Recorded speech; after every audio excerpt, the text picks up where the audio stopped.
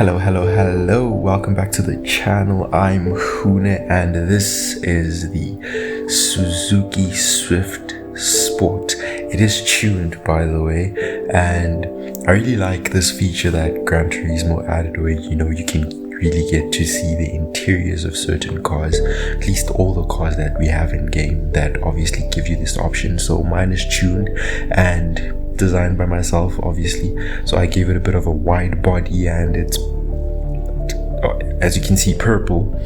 And honestly, I like, this is one of the cars that I started with when I started the game initially. So Suzuki Swift Sport is a very nice little car. My tuning, however, I'm not sure how great that was, but we live and learn. Hune HR. Like I said before, for those of you who do not know me, I am Hune, and this is a Gran Turismo video, or at least for the most part, most of the games I play or the videos I've uploaded are on Gran Turismo. I have difficulty recording these videos because of ESCOM and then editing and everything. It takes quite some time to edit this video, so yeah, I just to refer back to the video, I had recorded a lap, but I realized that there's something in the game where I think for the first lap the car is maybe not warm enough, or the tires have not warmed up, so I think that has an effect on the performance of the car on track. Even then, I mean, the warm-up lap it goes a long way, it would appear, when it comes to these cars and the hot lap. And I do this for the Nürburgring, so I figured, why don't I do it for these cars? It doesn't always work, but for the Suzuki Swift Sport it worked, and my tune wasn't the best, but I did what I could. And by the way, this is the Redbull ring, for those who do not know. Yeah, it's not that bad. The Suzuki Swift with the tune I have on it is pretty dialed, but it tends to have, I think it's what is called torque steer. So the moment I accelerate out of a bend, it just wants to go straight, and that could just boil down to my tuning with my LSD and whatnot. And yeah, so I don't do too well in that department, but I'm learning. Hopefully I'll be able to improve. Another thing is the tires as well I was using were comfort sports and not racing sports, which obviously affects the time, but nonetheless I did a 1 minute and 45 second 0.12 lap time with the Suzuki Swift Sport. So obviously it's somewhere in that tally. So if you haven't watched any of my videos, click on the pop-out banner. It will pop up at any point top right, and see my other videos. GRERs, for example, is another pocket rocket similar to this, but yeah, that's a different beast, obviously. So it sits in 6th place, just above the Civic Type R and just below the Porsche Cayman. And if you want to watch the video on the Porsche Cayman, you can click on the pop-out banner or follow the link in the description down below. But yeah, we're at Autodromo de Interlagos. Don't mind my pronunciation of the lap, the track. I just try to pronounce it the way I think it's pronounced. I should actually look that up sometime. But yeah, the Suzuki it did pretty well, to be honest, given the issue I had with, given that it's front wheel drive and tends to spin its tires when you accelerate out of bends, but it handles pretty well through the bends.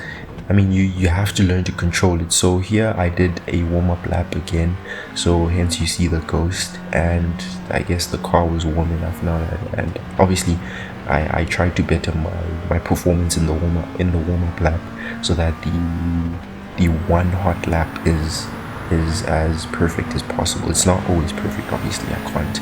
And these chasing camera shots are also good. I wish they would implement a lot more of these in the game, but I'm not sure if that's something they can include in the update. But regardless of all that, the Suzuki is pretty good for someone who's starting Gran Turismo, and through the the career, I don't know if it's a career, but basically the career mode of the game, unlike online where you make your money and stuff like that. It's a helpful little car until you get to something like a GRERs, which competes on a different level, obviously. But yeah, nonetheless, it's pretty good. I will be bringing more of these tuned cars into my videos, so you can definitely look forward to those. They're definitely coming. Right now I'm busy with exams, so I don't really know when I'm gonna get to record those hot laps with different cars. There's a lot of cars, by the way, in Gran Turismo, like 500, 400, and every update they add like three new cars. So cars are there. I just need time to record, and obviously the opportunity to record, which leads me back to the conversation I was having earlier. It's difficult to record as it is, because obviously here where I stay, we have an issue with load shedding, and the power cuts are honestly out of hand. But for Autodromo de Interlagos, I did a 1 minute and 51 second lap time, so just above 1 minute and 50 something seconds. For some reason I forgot the time and I just looked at it, but anywho, we have a issue with load shedding in this country, and it is out of hand. I've seen a lot of YouTubers complain about how it affects their upload schedule, or even then recording and editing and so forth. Yeah, I get to feel it, because right now I'm recording videos so that for November, obviously I have exams and stuff like that, so draw the focus on those. So these are recorded well ahead of time, right, so that I give myself an opportunity to work through my my books and studies and whatnot. And then these videos, I've basically now worked myself off so that I could record and edit as much as I can prior to my exam time, right, or my study time basically. So here in the video I was just doing burnouts and messing around with the Suzuki, because I think each car has its own characteristic, and this being front wheel drive and having so much power is actually very fun to drive, right? Especially when having to control the throttle when accelerating out of bends. So these are the settings. You can pause the video if you want to copy and apply or improve anything, but I tried to improve certain things just for this specific video. But yeah, I couldn't change much, but nonetheless I think I do need to put racing sports tires, I think that's the word, yeah, and then record. Time it better so it sits just above the sorry, the Civic Type R once again at Autodromo de Interlagos, which is I'm not really surprised, but I kind of am, because I'd like to think they're within the same weight class, at least. No, they definitely, it's like 879 kilograms. The Civic should be somewhere in the 1002s, 3s or so. So this has like a lot of weight savings, and obviously it's more tuned to perform on track than the Civic Type R is. Stock if we're talking about the stock Civic Type R, but not the most shocking result from that table there. But yeah, we at Goodwood now, and honestly it's not my most favorite track, but with the Suzuki it was actually not that bad. It was entertaining, to say the least. Yeah, it was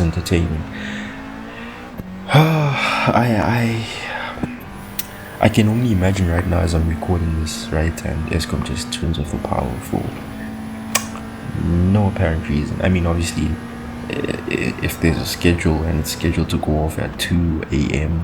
as I'm recording this, then obviously the power's gonna go on too. But I've had times where the power goes out randomly, and yeah, you'll be very annoyed. You'll be very, very annoyed if obviously you've never experienced load shedding. But if you have, yeah, you know what it feels like. So at Goodwood, we did a 1 minute and 22 second lap time. So just below 23 seconds.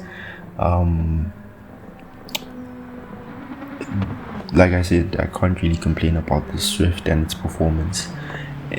And obviously the acceleration and how you have to control, you know, your throttle inputs.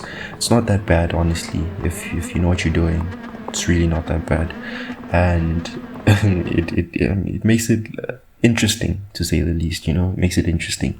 So it sits again above the Civic Type R, which is like the king of hot hatches. Well, in the game it should be, right, and sits below the Porsche Cayman.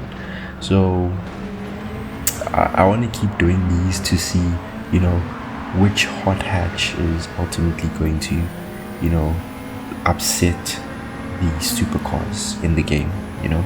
And I go onto the Nürburgring, which there will be videos of that where maybe we'll see some challenging players, because at the Nürburgring I tend to do it online with other players. So here I did a warm-up lap once again, and this is Dragontrail International Raceway.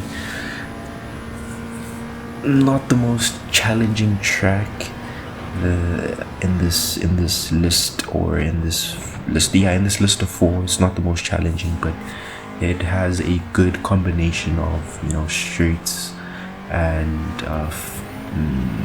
I can't say fast swooping bends and whatnot, but it has a fair bit of its own challenges that I thought, you know, would be good to challenge each car. Some cars are able to handle it, at least even then I'm able to handle the cars through the track, and sometimes it just doesn't work out, and I get frustrated and I just let it be.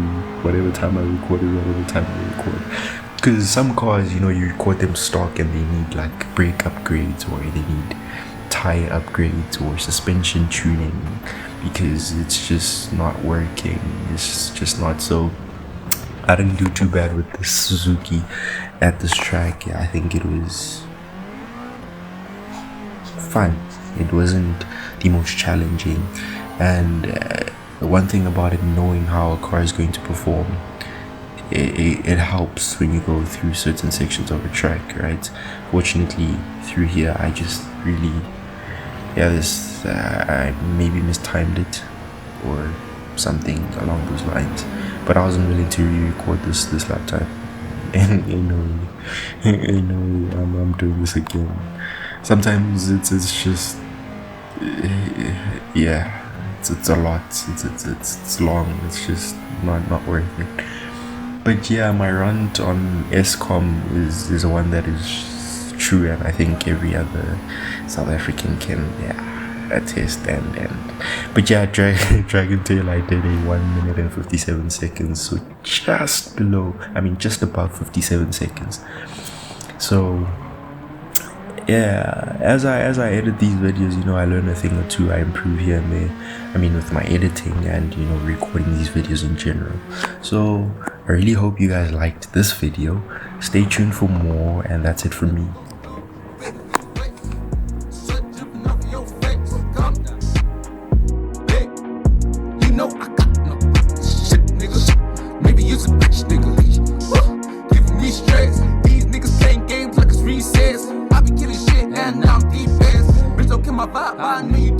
Nobody hit it like I do, call me Keith Sweat. This is heat, yes. Take a seat, yes. Shout out to Dado, know I like to beat stretch.